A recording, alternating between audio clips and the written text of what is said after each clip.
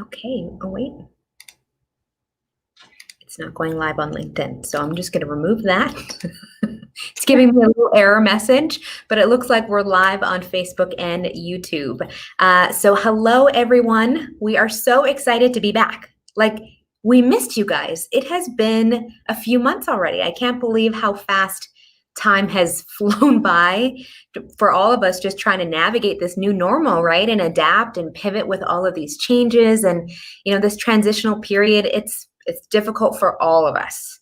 So we're so happy to be back here today with you guys and to talk about this fantastic topic because we're seeing so many practices right now going through many changes where employers are dealing with like sick leave. They're dealing with probably employees who have to quarantine or stay home because their kids are sick. Maybe people are worried about the second wave. They're worried they're dealing with shortage of employees. And, it's just so many things that we're all just trying to keep up with. And our goal in these conversations is really to just help our community out.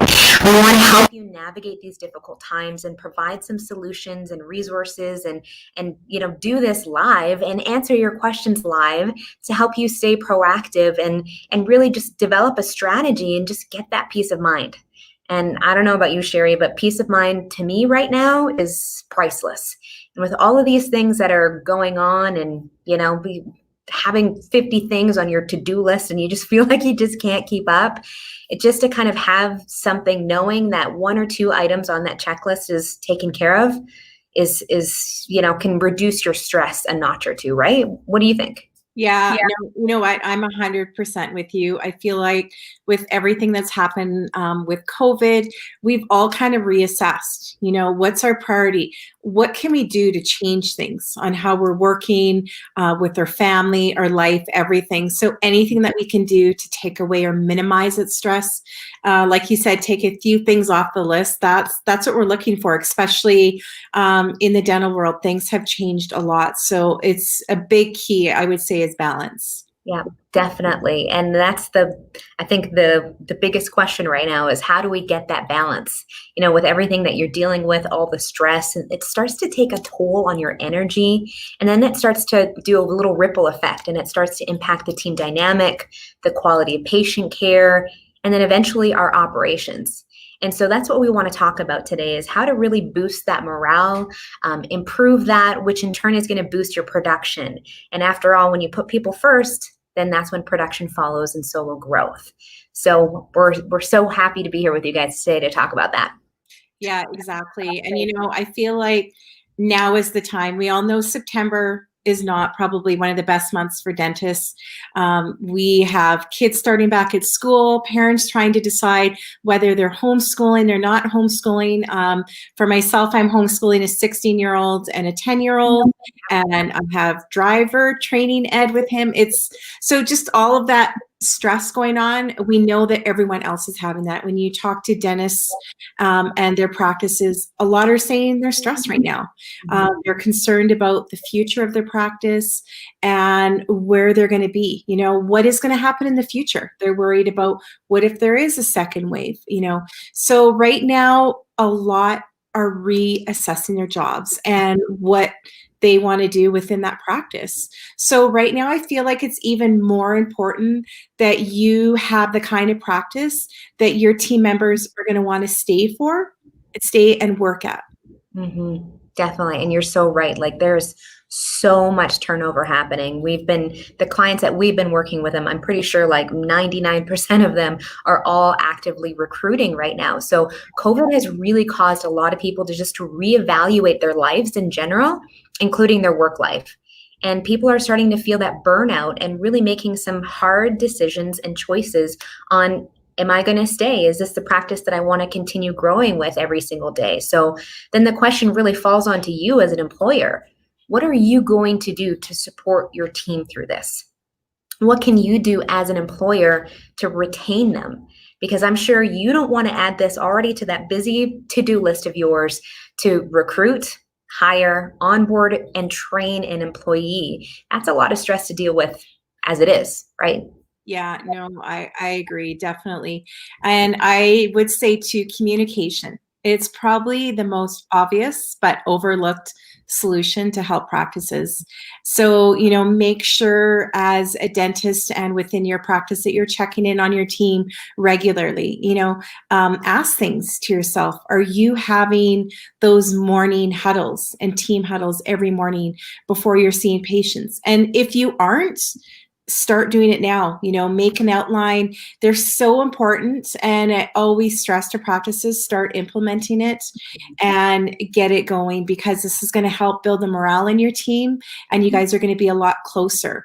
So a little bit more in detail on that, you know, there's a good run through that I just thought would be great to run through, and that is going through each one with your team members and running that. So for instance, you would have your admin start, and they would probably run through any urgent matters, any pre-med patients, or any vital information that they need to be aware of. Any new patients booked for the day, or any openings, whether it's in hygiene or doctor chair. So the whole team is aware.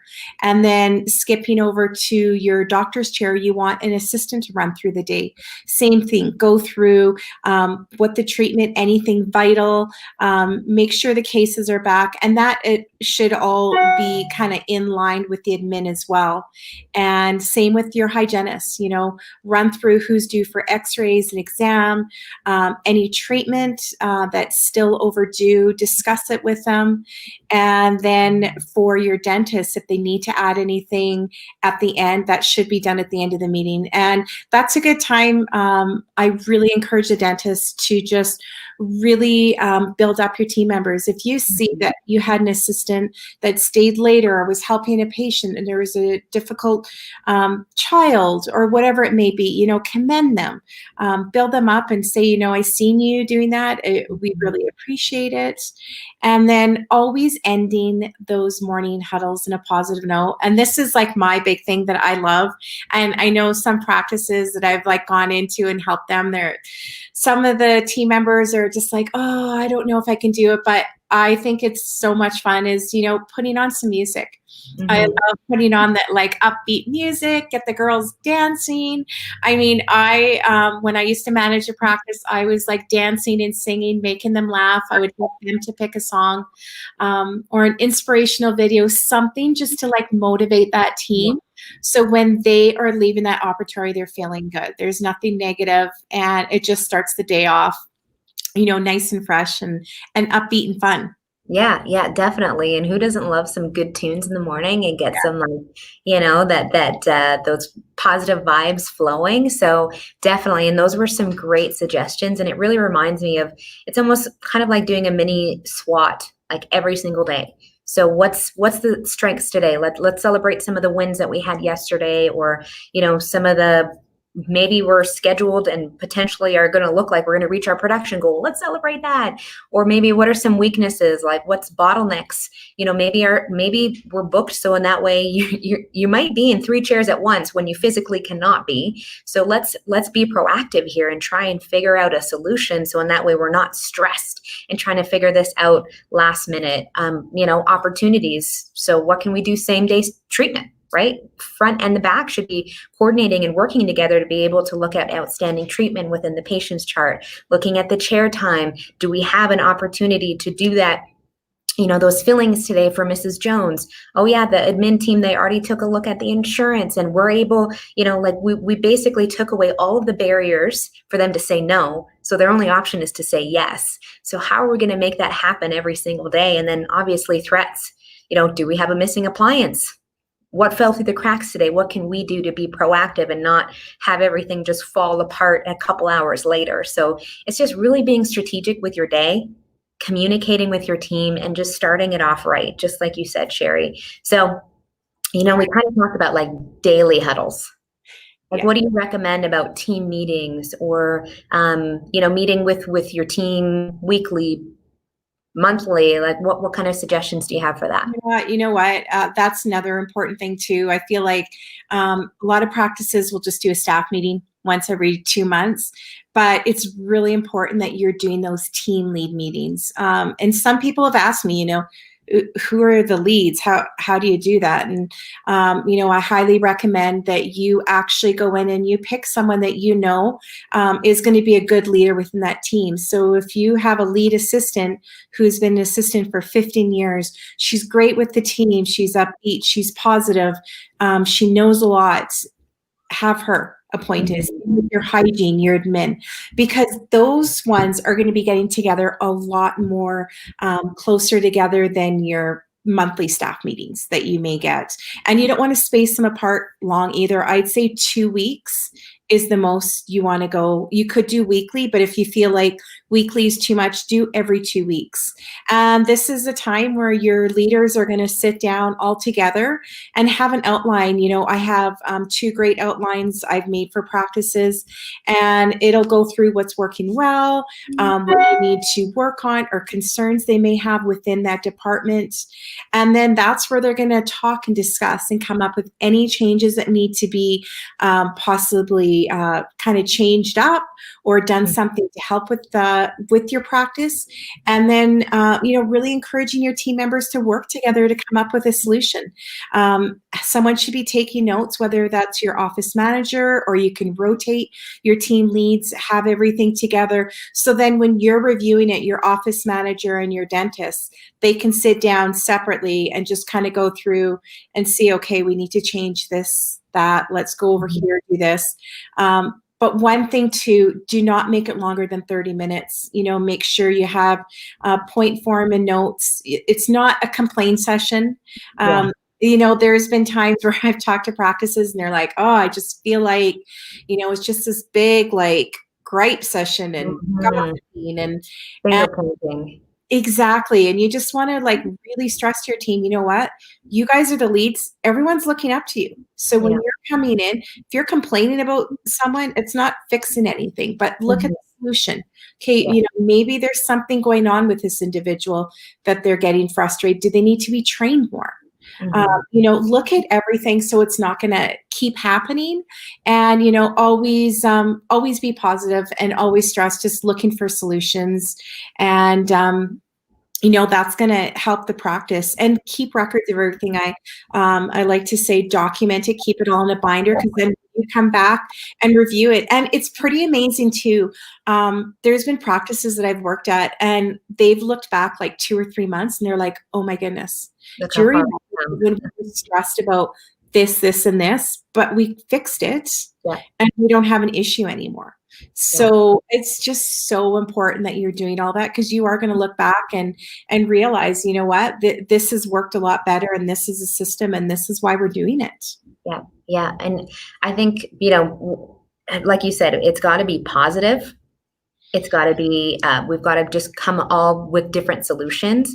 But I think, like you were saying, it needs to be strategic. Like, this is a business strategy that we are developing, and we're utilizing all of the key players of our team to be able to see how can we continue to improve, how can we continue to grow, and then fixing all of, like you said, the bottlenecks, right? And that's super key, crucial to have that regular communication and interaction with your team. And what would you say about having like individual team meetings, maybe like once a month, to see how they 100%. You want to be doing that as well. I mean, especially with your office manager, if they want to be doing those individual meetings, to take that away from the dentist.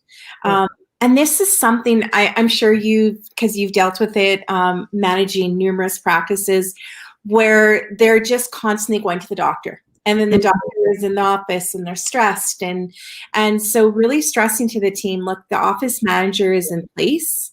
And if you have an issue, go to her first.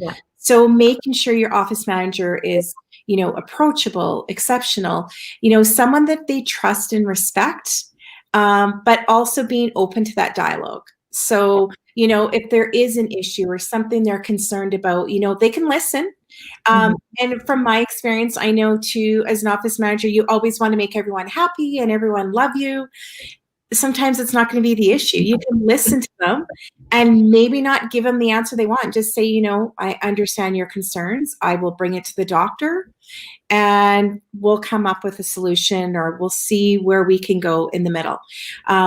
And that's a hard thing to do. And I mean, I've done it before where you just always want like, okay, yes, we'll do that. Okay, we'll do that. And then you go to the doctor and they're like, well, hold on a second. Yeah. Is this good for the whole practice? Let's, make this as a decision for the entire team and how you want your practice to be run. So, that is really important. And just taking interest in your team members. We've talked about this in our past webinars that we ran during COVID, and how important it is, get them to do a love language work test, those ones that we were talking about, where you get to know your team. Like, what's their love language? Some people may appreciate accommodation, where someone may appreciate a little gift or acts of services. Know what they are, and then use those to help build them up. So when you're checking in on them, if you see something, give them the recognition that they deserve. Achievements on a job well done. It's going to build the morale in your practice. And number one, most important, is going to reduce that staff attrition. Yeah. Yeah, no, I agree. And I love that. I know we've all internally within Stream have taken that just to be able to see how we communicate with each other, and, how do we celebrate those little wins, and how do we, just really support each other on a different level. And when your team feels that you genuinely care about them, then they are going to start to want to invest more within the practice. They are going to go the extra mile. They are going to become the company's ambassador. And I believe it was Simon Sinek who said, your customers will not love your company until your employees love it first. So that is the first thing that we need to do and strive for in order for us to really build that have that ripple effect throughout the entire experience when our patients come in. Yeah, it's so true. I feel like it's so necessary too. You're showing, support to your team. You're encouraging them, and include your staff wherever possible. If you feel like there's a change that's going to be made, don't just go in and say, we're changing it like this, because some people do get their backs up, or they're concerned, or they may have fear, or they may have stress. But if they're part of that, and they actually are communicated to them, and they understand why you're doing that with the practice, it's going to make things 10 times better. And, the biggest thing I feel like, and this happens a lot, and just from my own experience, is that we all face difficulties with our staff members. And at some point, we have situations that we're going to have to deal with. And it could be a negative attitude, gossip in the office, something that may have happened, an exchange between a patient.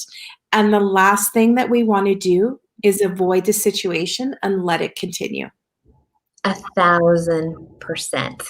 Because it's, unfortunately, you can't just ignore it. It's not going to go away. It's not going to be out of sight, out of mind, out of sight, or anything like that. But the opposite actually happens.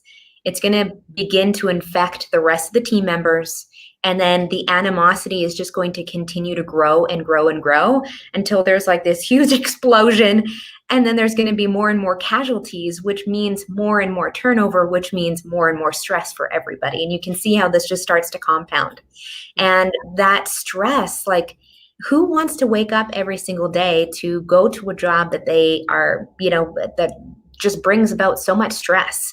Then they're dreading waking up, they're dreading going to work. When they come home, they're taking all of this stress with them, and it begins to impact their personal life now. And I know this from before, when I was working at an office that had a lot of drama, had a lot of stress, and I ended up actually having that stress impact me physically and emotionally, where at 25 years old, I was admitted to the hospital with severe chest pains because of my panic attacks, because I hated my job so much.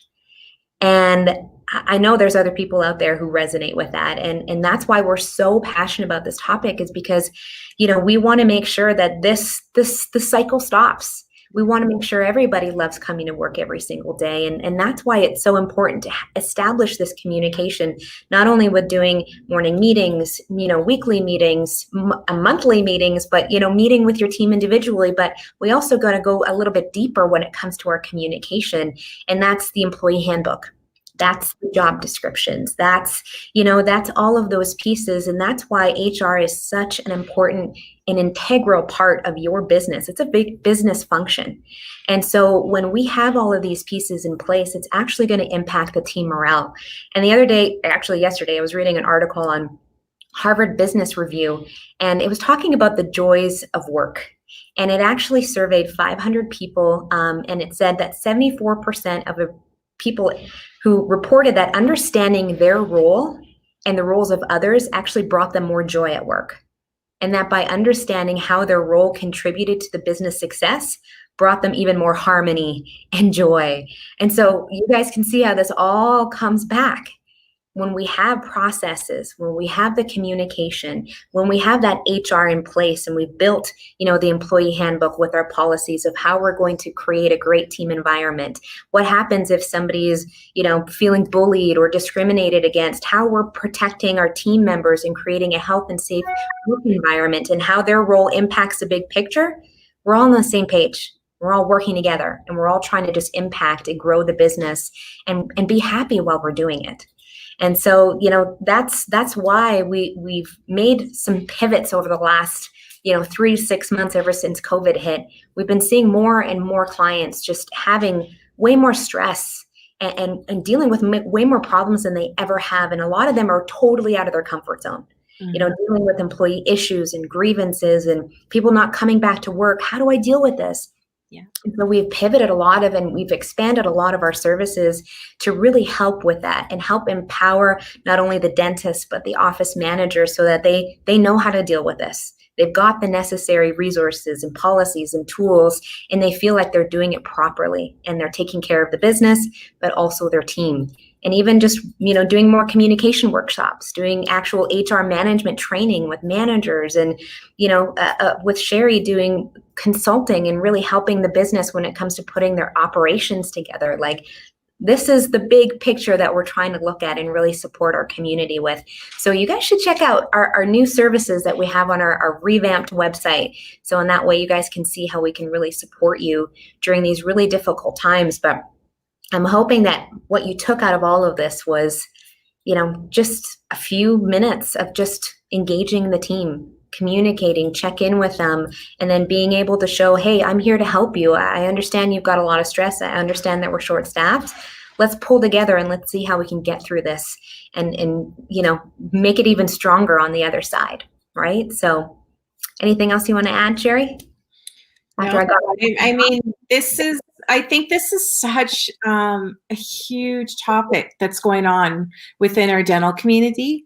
And it's just something that me and you have talked about a lot, that we thought, we should talk about it a little bit more, because it seems like everyone that is reaching out to us is really stressed. Mm-hmm. And a lot of it has to do what we've discussed, and, things that we can do to help your practice and help you eliminate some of this, because right now this is the last thing that they want to deal with. They just have so much going on. So, I just really stress, take a look at our website. There's a lot of great services. Even Ken, he does amazing workshops.